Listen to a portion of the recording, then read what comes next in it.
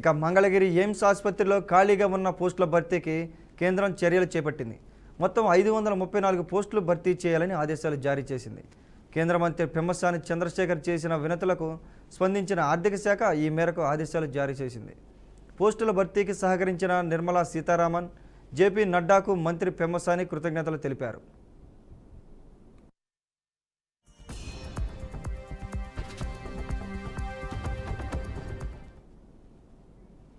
ప్రేమ అనే ముసుగులో యువత బలైపోతున్నారని, ఆవేశంలో చేసిన తప్పులకు జైలు పాలవుతున్నారని ఏపీ హోంమంత్రి అనిత అన్నారు.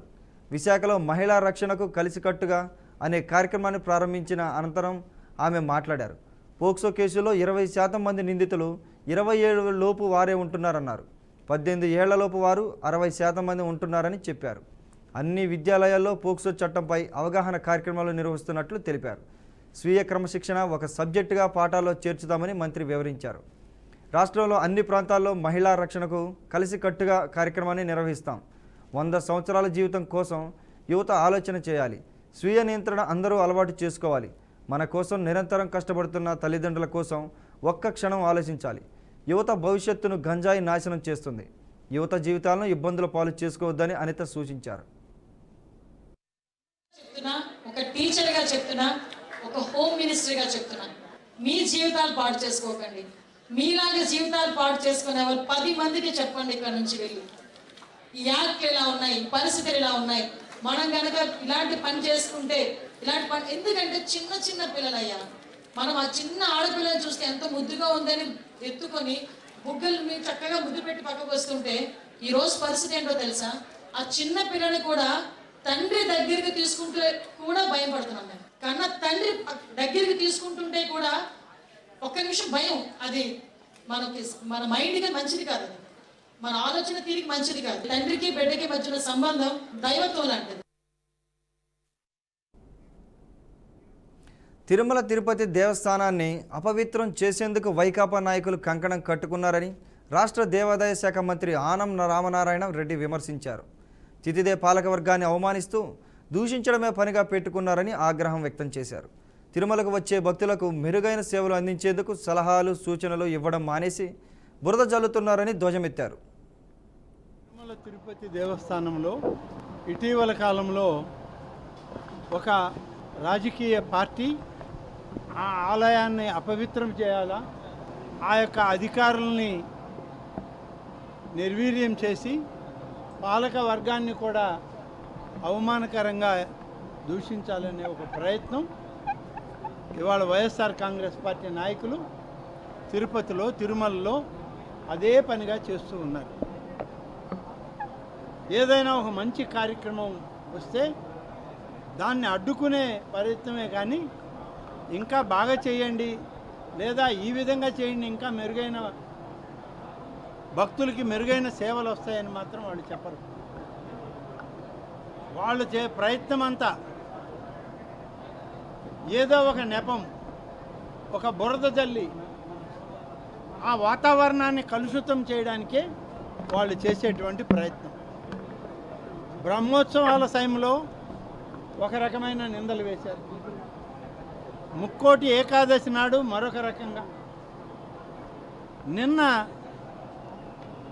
అందరికీ ఆరాధ్యుడైనటువంటి కోదండరామస్వామి కళ్యాణం గతంలో ఎన్నడూ లేనటువంటి విధంగా ఒంటిమిట్టలో చేస్తూ ఉంటే ఈ యొక్క గోశాల గురించి మాట్లాడడం, ఇవన్నీ చూస్తూ ఉంటే ఏమర్థమవుతుందంటే వైఎస్ఆర్ కాంగ్రెస్ పార్టీ నాయకులకు ఈ ప్రభుత్వం మీద నిన్ననే మా పార్టీ కాదు, మాకు ఎలాంటి అలయన్సులు లేవు, సిపిఐ పార్టీ జాతీయ నాయకులు నారాయణ గారు గోశాలకు వెళ్ళారు. వారు ఏం చెప్పారు మీరు అందరూ విన్నారు. ఎలాంటి ఇబ్బందులు లేవు, సజావుగా సాగుతూ ఉంది గోశాల.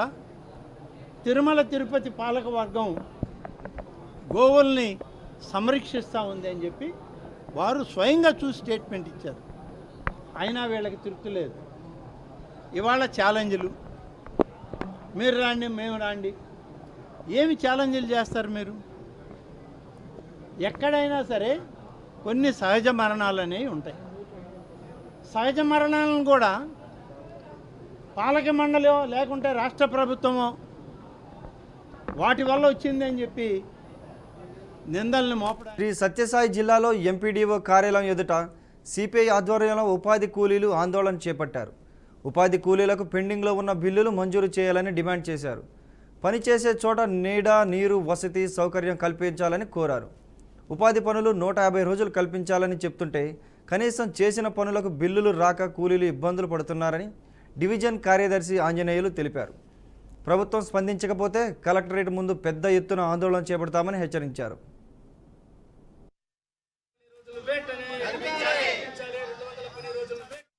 చేసిన పనులకు బిల్లులు పడక చాలా పెద్ద ఎత్తున ఈరోజు ప్రజలంతా కూడా మరి కూలీలు ఉపాధి పని పోయిన కూలీలంతా కూడా అవసరం పడే పరిస్థితి వస్తుంది. మరి ఇక్కడ ఎంపీడీ ఆఫీసు, ఏపీఓ చుట్టూ, ఫీల్డ్ అసిస్టెంట్ చుట్టూ, టెక్నికల్ అసిస్టెంట్ చుట్టూ తిరిగినా కూడా మరి ఎక్కడ కూడా బిల్లులు 3 నెలల నుంచి రాకపోతే వాళ్ళ తీవ్ర ఇబ్బందులు, మరి కుటుంబాలు గడిచే పరిస్థితి కూడా ఈరోజు మండల వ్యాప్తంగా కానీ జిల్లా వ్యాప్తంగా కానీ ఎక్కడ కనబడట్లేదు. మరి దీనికి ఈరోజు వలసలు నివారిస్తామని చెప్పి రాష్ట్ర ప్రభుత్వాలు, ఇక్కడ ఉన్నటువంటి ఎమ్మెల్యేలు కానీ అందరూ కూడా చెప్తా ఉన్నారు. ఈ విధంగా బిల్లులు రాకపోతే, చేసిన పనికి కూలీ రాకపోతే ఏ విధంగా మీరు వలసలు నివారిస్తారు? మరి ఎందుకు నిర్లక్ష్యం జరుగుతూ ఉంది? మరి నెల జీతాలేమో ప్రభుత్వానికి 2-3 రోజులు లేట్ అయితే అధికారులు మరి ఇబ్బంది పడుతున్నారు. మరి కూలీలకు 3 నెలలు 4 నెలలైనా మరి బిల్లులు రాకపోతే అడుక్కు తినాలా లేకపోతే గడ్డి తినాలా అని చెప్పి రాష్ట్ర ప్రభుత్వాన్ని, అధికారులను కూడా ప్రశ్నిస్తా ఉన్నాం. ఇప్పటికైనా మీ వైఖరి మార్చుకోండి. 3 నెలలు 4 నెలలు చేసిన పనికి మరి బిల్లులు వెళ్ళకపోతే. నెల్లూరు జిల్లా కావలిలో దోపిడీ దొంగలు బీభత్సం సృష్టించారు. 4 ఇళ్లకు తాళాలు పగలగొట్టి చోరీకి పాల్పడ్డారు. 70 సవర్ల బంగారు ఆభరణాలు, 50,000 రూపాయల నగదు, కేజీ వెండిని అపహరించారు. దీంతో బాధితులు లబోదిబోమంటూ పోలీసులకు ఫిర్యాదు చేశారు. సంఘటనా స్థలానికి చేరుకున్న పోలీసులు కేసు నమోదు చేసుకొని క్లూస్ టీం ద్వారా దర్యాప్తు చేపట్టారు.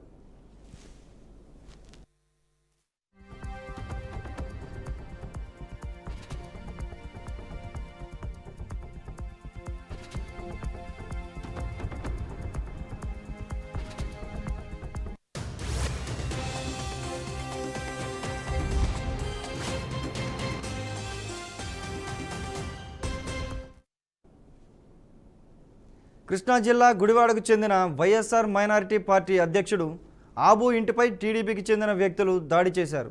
పార్లమెంటులో కేంద్ర ప్రభుత్వం వక్ఫ్ బోర్డుపై ఇచ్చిన తీర్పుపై నిరసన వ్యక్తం చేసినందుకే ముస్లిం నాయకులు సమావేశం నిర్వహించవద్దని టీడీపీకి చెందిన కడియాల గణేష్ అన్నాడు. ముస్లిం నాయకులందరూ ఒక ప్రదేశంలో సమావేశమయ్యేలోగా 2 టౌన్ సిఐ ఆ సమావేశాన్ని మందిరానికి తాళాలు వేసి హెచ్చరించారు.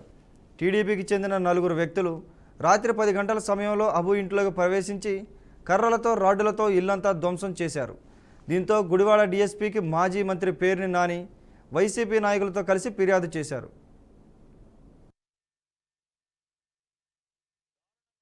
సబ్ ఇన్స్పెక్టర్ పోలీస్ వచ్చి ఇక్కడ మీటింగ్ పెడతాకి ఇల్లేదని చెప్పానంటే ఏ రకంగా పోలీస్ వ్యవస్థని దిగజారుస్తున్నారో కొంతమంది పోలీస్ యూనిఫామ్ తొడుక్కున్న అధికారులు మనం చూస్తే, ఇట్లాంటి వాళ్ళందరినీ కూడా జిల్లా ఎస్పీ గారు కానీ డీజీపీ కానీ కంట్రోల్లో పెట్టాల్సినటువంటి అవసరం. అంటే ఒక ముస్లింలు అందరూ ఒక సమావేశం ఏర్పాటు చేసుకుంటే ఆ సమావేశం పెట్టడానికి వీల్లేదని చెప్పిన ఆ సమావేశం మందిరానికి సబ్ ఇన్స్పెక్టర్ వచ్చి తాళం వేయటం, తాళం వేసి ఇవాళ పెట్టుకోబాకండి రేపు పెట్టుకోండి, ఇవాళ పెట్టుకోబాకండి రేపు పెట్టుకోండి అంటే అదేమన్నా చట్టమా? పోలీస్ యాక్టా? ముస్లిమ్స్ 10 మంది ముస్లిమ్స్ కలిసి ఒక చోట కూర్చుని మాట్లాడుకుంటా కూడా ఆ సబ్ ఇన్స్పెక్టర్ గారు తెలుగుదేశం వాళ్ళ పర్మిషన్ ఉంటే కానీ మాట్లాడుకోకూడదు అనేది ఆ స్థితిలోకి పోలీస్ వ్యవస్థను తీసుకెళ్తాం. వాళ్ళకి కొమ్ము గాయటం అనేది నీచమైన విషయం. అయితే ఆ రోజు గతి లేని పరిస్థితిలో అక్కడ కృష్ణా జిల్లా వైఎస్ఆర్ కాంగ్రెస్ పార్టీ మైనార్టీ విభాగం అధ్యక్షుడు అబు గారు మొన్న 15వ తారీఖున కేంద్ర ప్రభుత్వం అంటే కూటమి ప్రభుత్వం, భారతీయ జనతా పార్టీ, తెలుగుదేశం పార్టీ, జనసేన పార్టీ ఈ 3 పార్టీలు కలిసి పార్లమెంట్లో 1995 వక్ఫ్ చట్టానికి సవరణలు అంటే ముస్లిం మనోభావాలకి విరుద్ధంగా ముస్లిం మనోభావాలు గాయపడేట్టుగా వారిలో భారతీయ ముస్లింల్లో వారి సాంప్రదాయాల్లో మత విశ్వాసాల్లో మత ఆచారాల్లో ప్రభుత్వం సరాసరి చట్టం ముసుగులో వేలుపెట్టి వారిలో అభద్రతా భావాన్ని కారణభూతులయ్యే పరిస్థితిలో జరుగుతున్నటువంటి చర్యలకి నిరసనగా గుడివాడలో ఉన్నటువంటి ముస్లిం సోదరులందరినీ కూడా మనం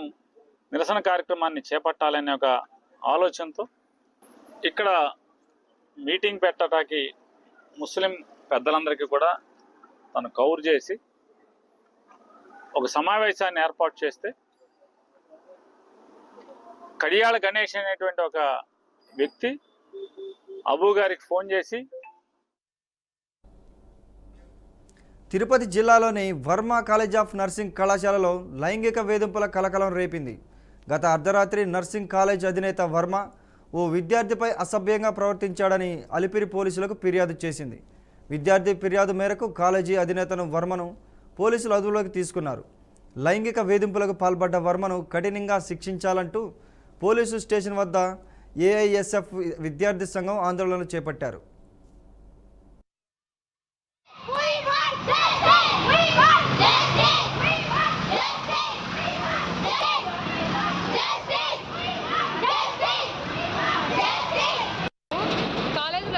తప్పు చేసి సార్ శిక్షించాలి కానీ సెక్షువల్ హెరాస్ చేశారు సార్. మిడ్ నైట్ ఒక ఇష్యూ జరిగిందని చెప్పేసి సార్కి ఫోన్ చేసి సార్ ఇలా ఇష్యూ జరిగింది సార్ పాప అని చెప్పాను సార్ మేము. సార్ సరే మార్నింగ్తో వస్తాను ఇప్పుడు నేను చూడలేనుమా అని చెప్పాడు సార్. కానీ మిడ్ నైట్లో 11:30కి అలా తాగేసి వచ్చినాడు సార్. వచ్చి సార్ మా దగ్గరకు వచ్చి ఆ విషయం అందరికీ తెలుసు కాబట్టి అందరి ముందు మాట్లాడారు సార్. అలా మాట్లాడుకుంటా కిందకి అమ్మాయిని రమ్మని చెప్పి తీసుకెళ్ళారు సార్. తీసుకెళ్ళి చాలాసేపు అయింది సార్. మేము మాకు తెలియదు సార్ ఏం చేస్తున్నాడు అనేసి కిందకి వెళ్ళి చూస్తే ఆ పాపని సెక్షువల్ హెరాస్ చేస్తున్నాడు సార్. ఎక్కడ పడితే అక్కడ ప్రైవేట్ పార్ట్స్లో టచ్ చేస్తున్నాడు సార్ ఆ సారు. మేము చూసామని చెప్పేసి ఎవరు బయట ఎవరు వచ్చినారు చూడు వాళ్ళని పంపించమని చెప్పి పంపించారు సార్ పైకి. మళ్ళీ ఆ పాపని ప్రైవేట్ పార్ట్స్లో టచ్ చేసి నైట్ ఎత్తు ఎలానో అలా బ్యాడ్గా మాట్లాడారు సార్ ఆ సారు. అదంతా వీడియో తీసి పెట్టుకుందామని చూసాం సార్. కానీ అది టైం అయిపోయింది సార్. తెలుసుకోలేదు సార్, మేము చూసుకోలేదు, లేట్గా వెళ్ళాము. ఇదే కాదు సార్, స్టార్టింగ్లో కాలేజ్ జాయిన్ అయినప్పుడు చాలా రూల్స్ చెప్పాడు సార్. మిమ్మల్ని రొయ్య హాస్పిటల్కి పంపిస్తాను, మీకు వ్యాన్స్ పెట్టిస్తాను, మీకు వ్యాన్కి ఫెసిలిటీస్ ఉన్నాయి, మీకు మంచి ఫుడ్ పెట్టిస్తానని చెప్పాడు సార్. కానీ ఒక్కసారి కూడా రొయ్య హాస్పిటల్ సైడ్ మేము పోలేదు సార్ అసలు. ఇంకోటి ఫుడ్ సరిగ్గా ఉండదు సార్. ఎప్పుడు ఫీజు కోసం అడిగినంత ఫుడ్ అంత ఉండదు సార్ మాకు ఎప్పుడు. కానీ అది పెట్టిందే నైట్ పెట్టింది మార్నింగ్ పెడేస్తారు సార్ కొన్నిసార్లు ఫుడ్ అలా ఉంటుంది సార్. మళ్ళీ ఫీజు కట్టింగ్ అసలు ప్రిన్సిపల్ మేడం ఎలా ఉంటుందో కూడా మాకు తెలియదు సార్. సైన్ మాత్రం రతి అని పెట్టుంటుంది సార్. ఆ మేడం ఎక్కడుందో ఇంతవరకు నేను చూడలేదు సార్. ఆ మేడం ఫేస్ చూడలేదు, ఆ మేడంని నేను చూడలేదు సార్. అసలు టాబ్లెట్ ఇవ్వడానికి వెళ్ళిందని చెప్పింది. నెక్స్ట్ వచ్చేసి రూమ్కి రా అని చెప్పి పిలిచారు సార్. రూమ్కి పోగానే హక్ చేసుకోవడము, ఆ ప్రైవేట్ పార్ట్స్ అని టచ్ చేయడము అలా అంతా చేశారు సార్. వద్దు సార్ ప్లీజ్ సార్ అని అడుక్కున్నా వినలేదు సార్. అప్పుడు మేము వాటర్ కోసం నేను వచ్చాను సార్ కిందకి. వాటర్ కోసం వస్తే నైటీ లాగడము, నైటీ పైకి ఎత్తు అని చెప్పి ప్రైవేట్ పార్ట్స్ అంతా టచ్ చేయడము అట్లా అంతా చేస్తూ ఉన్నారు సార్. మళ్ళీ సౌండ్ వచ్చేసరికి ఎవరున్నారో బయట చూసుకొని రా అంటే ఇలా వాటర్ కోసం వచ్చారు అంటే పోయి గేడేసేసరా అని చెప్పినారు సార్. మళ్ళీ మేము వచ్చేసిన తర్వాత చాలా సేపటికి వచ్చింది సార్. ఇట్లాగా ఏమైంది అంటే ఇలా అంతా చేశారు చెప్పొద్దని చెప్పినారు అని చెప్తున్నారు. బ్లాక్మెయిల్ చేస్తారు సార్. ఈ సార్ కి సపోర్టు మా మెస్ ఆంటీ, ఇప్పుడు వచ్చిన మేడము, అక్కడ ముందర ఒక ఆంటీ ఉంది సార్ బిల్డింగ్ అట్ట, వాళ్ళు ముగ్గురు సార్ కి సపోర్ట్ చేస్తారు సార్. ఇలాగ మేము ఒంటరిగా వెళ్తే మాకు మెస్ పెడతారు అంతా చేస్తారు సార్. ఎక్కువ ఇంకేదైనా మాట్లాడితే ఇంటర్నల్స్ తగ్గించేస్తారు, ఫెయిల్ చేసేస్తారు సార్. పేరెంట్స్ కూడా బయటికి రానిది సార్. వికారాబాద్ జిల్లా పరిగిలో రెవెన్యూ శాఖ మంత్రి పొంగులేటి శ్రీనివాసరెడ్డి పర్యటించారు. ఎమ్మెల్యే క్యాంపు కార్యాలయంలో అదనపు వసతులను ప్రారంభించారు. శిథిలావస్థలో ఉన్న ఎంఆర్ఓ కార్యాలయాన్ని నూతనంగా నిర్మించాలని జిల్లా కలెక్టర్ను ఆదేశించారు.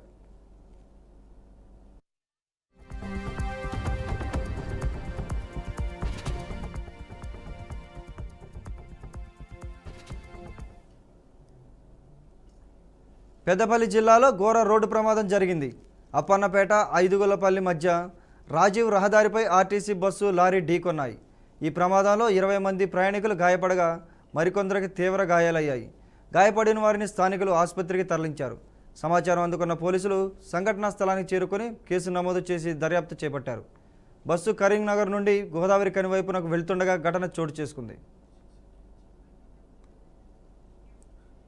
వేములవాడలో పర్యటించిన దేవాదాయ శాఖ సెక్రటరీ శైలజ రామయ్యర్ ఆలయ అర్చకులు పూర్ణ కుంభంతో స్వాగతం పలికారు.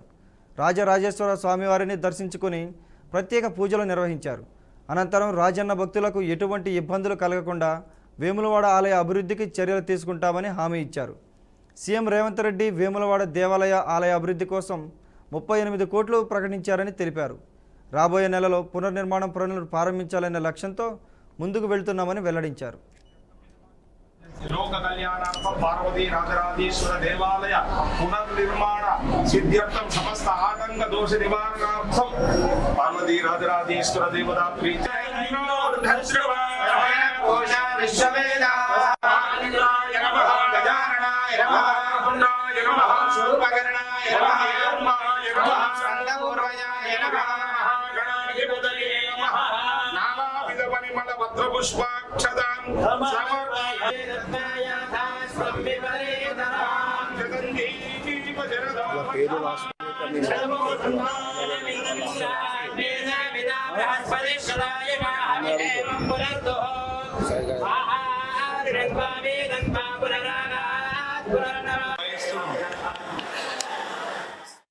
కాశీగా పేరుగాంచిన వేములవాడ శ్రీ రాజరాజేశ్వర ఆలయాన్ని పునర్నిర్మాణం చేయాలని తెలంగాణ రాష్ట్ర ప్రభుత్వం ఒక నిర్ణయం తీసుకున్న దరిమిలా గౌరవ ముఖ్యమంత్రి శ్రీ రేవంత్ రెడ్డి గారు, దేవాదాయ శాఖ మాచులు మేడం సురేఖ గారు, ఉమ్మడి జిల్లాకు సంబంధించిన మంత్రులు పెద్దలు శ్రీధర్ బాబు గారు, పొన్నం ప్రభాకర్ గారు సుమారు వేముల ఆలయ విస్తీర్ణానికి 76 కోట్ల పైచిలుకు నిధులు మంజూరు కావింపజేసి అన్నసత్రానికి 35 కోట్లు వాగిపోయేసి వేలాంటి దేవాలయ అభివృద్ధితో పాటు పట్టణ అభివృద్ధి కూడా చేయాలి.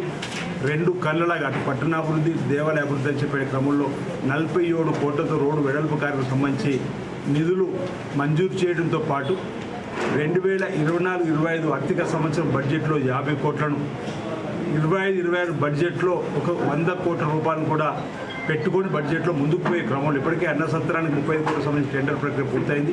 ఈరోజు ప్రధానంగా తెలంగాణ రాష్ట్ర ప్రభుత్వ పక్షాన దేవాదాయ శాఖ ప్రిన్సిపల్ సెక్రటరీగా ఉన్నటువంటి మేడం శైలజ రామయ్యర్ గారు, అదేవిధంగా కమిషనర్ గారు, అదేవిధంగా వీటి వైస్ చైర్మన్గా ప్రస్తుతం జిల్లా కలెక్టర్ ఉన్నటువంటి వారు, స్థపతి, అదేవిధంగా ఆర్కిటెక్ట్ విభాగము, R&Bకి సంబంధించినటువంటి బృందము, ఆగమ శాస్త్రానికి సంబంధించినటువంటి నిపుణుల బృందము, వేలాడ దేవాలయానికి సంబంధించినటువంటి అధికారులు, అదేవిధంగా బ్రాహ్మణోత్తములు, ఇతర అనువంశిక అర్చకులకు సంబంధించిన వారి యొక్క అందరి సూచనలు తీసుకొని ముందుకు పోయే క్రమంలో క్షేత్రస్థాయిలో రాష్ట్ర ప్రభుత్వ పక్షాన పర్యటన జరిపి ఏ విధంగా ముందుకు పోతున్నామని చెప్పని